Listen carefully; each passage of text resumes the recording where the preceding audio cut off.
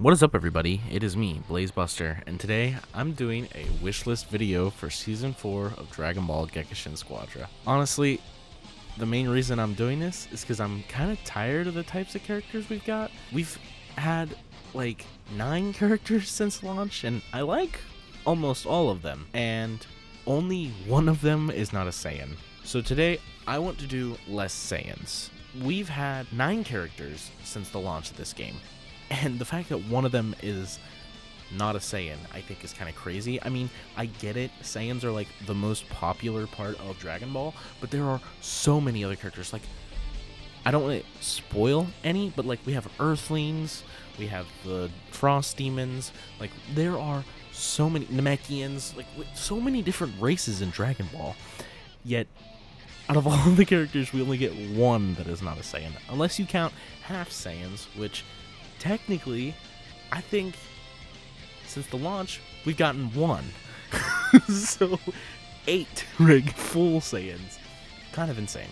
You undone me! You undone me on your way along! Die! For the first character I thought of, we have Super Janemba. Now, I would love Janemba because I adore the movie Fusion Reborn, and I think he would be an amazing technical.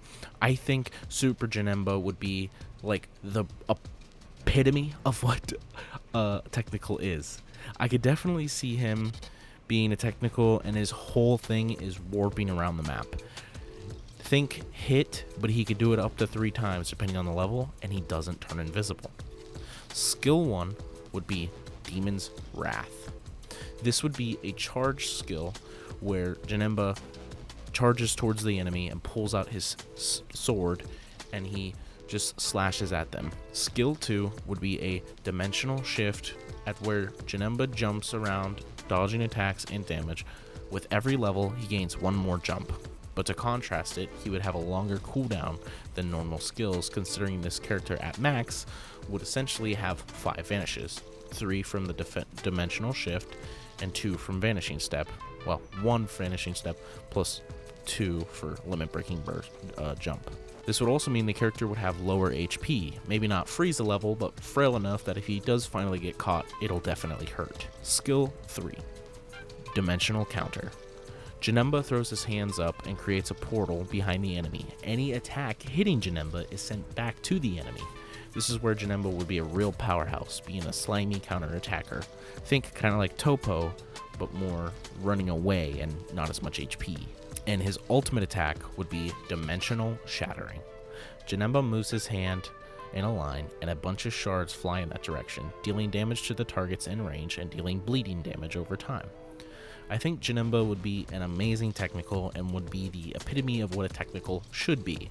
Not actually dealing a ton of damage himself, but by using technical skill, he can easily defeat someone in a 1v1. Imagine a Super Saiyan 3 Goku fighting Janemba. Goku pops his Dragon Fist and Janemba throws it right back at him. It would be so many awesome moments with that. So I spent like $75 on cat toys, and what does she play with? A shoelace. That's crazy. Joe, you know what's crazy is that Love Taker Fade, like, meme is, dude, it is still... Next up is the tank, and the character I'm choosing is Metacooler. Now, I'd love this character to be a technical, but it looks like in this game, character variants will be the same role. All Gokus are damage, all Vegetas are tank, all Gohans are technical, which really sucks, because when we finally get Final Form Frieza, I do not want him to be a technical. I think he should definitely be a damage or a tank. Passive. For Metacooler's passive, I think we're going to make a callback to the OG Project Multi. Metacooler will start with 1 health bar, which will represent 1 Metacooler, and if that health bar depletes, he dies. Once he reaches level 5, Metacooler gains 1 more health bar. Now, when that health bar depletes, another Metacooler shows up in his place, and he gains another health bar. At level 7, he gets another Metacooler, so now he has 3 health bars, and then the final one would be at level 14. So at 14, he'll have 4 different health bars that you have to go through to kill him, which means in the late game, you'll have to kill Cooler 4 times. In total, to balance this out, Cooler would have a lower HP total than the other tanks, more than Cell but less than regular Cooler. For his skill 1, I'm thinking Finger Blitz Barrage. I think it works similar to Baby's skill 1 except it doesn't push them back. This would be his basic damage dealing blast attack. For skill 2, it's his Lock On Blaster. Cooler chooses one of the targets in front of him and sends out an explosion that follows them, kind of like Gotenks' Super Ghost Kamikaze attack. And for his skill 3, we have Cooler's Instant Transmission. Now compared to Goku's Instant Transmission, this would strictly be an attack Cooler would target an enemy in range, grabbing them by the mouth and slamming them into the ground.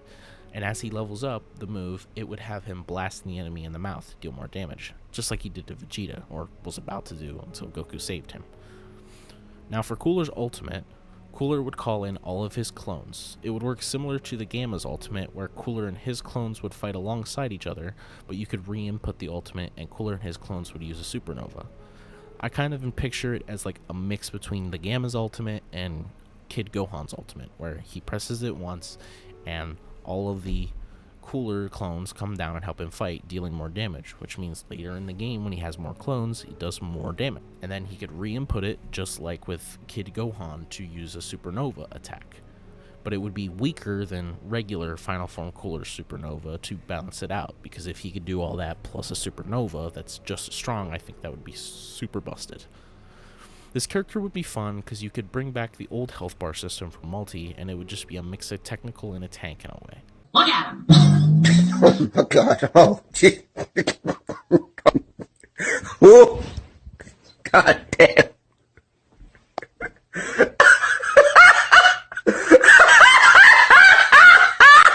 And for my final character, we have the damage character, and that is Orange Piccolo. As opposed to regular Piccolo, who is a ranged character, Orange Piccolo would be a complete brawler. Fisticuffs completely. I'm talking hands rated E for everybody. This guy would be brawling in the streets. Skill 1, Gut Punch.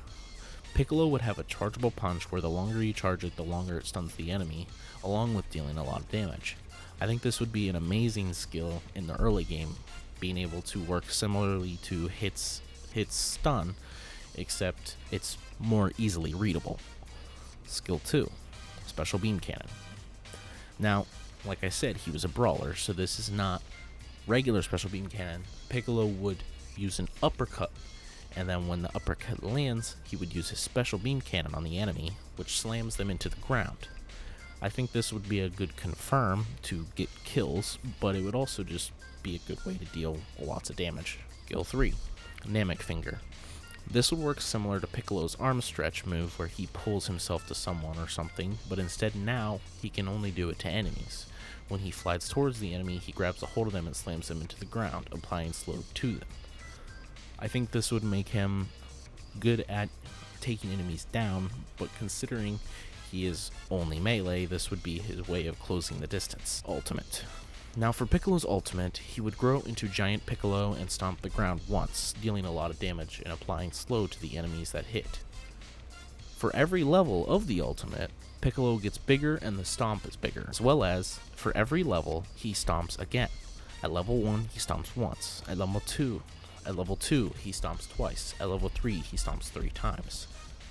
I think this would be interesting because we've never really seen a character transform during their ultimate into like a giant like that. The closest we have is like Super Saiyan 4 Vegeta. When he transforms, you see the glimpse of the Great Ape. Of course, he would go back to the little size after the ultimate, but I just think it would be a cool spectacle to see. I would love this character because Piccolo is one of my favorite characters in the entire universe of Dragon Ball. I even made a what if about Piccolo a couple years ago. I would love if we got more non-Saiyans in the game. I love Squadra, but it kind of annoys me at the amount of Saiyans they're adding. When the game launched, we got quite a balanced roster of popular Saiyans and non-Saiyans, and even not so popular characters, and I loved that. I never expected characters like Baby, Deborah, or First Form Frieza, and I was quite happy when they added Toppo in Season 1. Not because I'm a big Toppo fan or anything, but it was nice to have a non-Saiyan and a lesser popular character be in the lineup. And I was fine that he was put with 2 popular Saiyan characters. I mean, I would even be fine with some less popular Saiyans to be added. Like Turles? Hint hint. 5 likes and I'll make a part 2. Alright everyone, I hope you have a good day and enjoyed the video. Go ahead and tell me your character wish list in the comments below, and make sure you guys like and subscribe. Alright, have a good day, and goodbye. Tell me how you feel, I just wanna know. Are you really real, or you just a ghost? I'm too busy overthinking. It's all about the same things. Tell me how you feel, I just wanna know.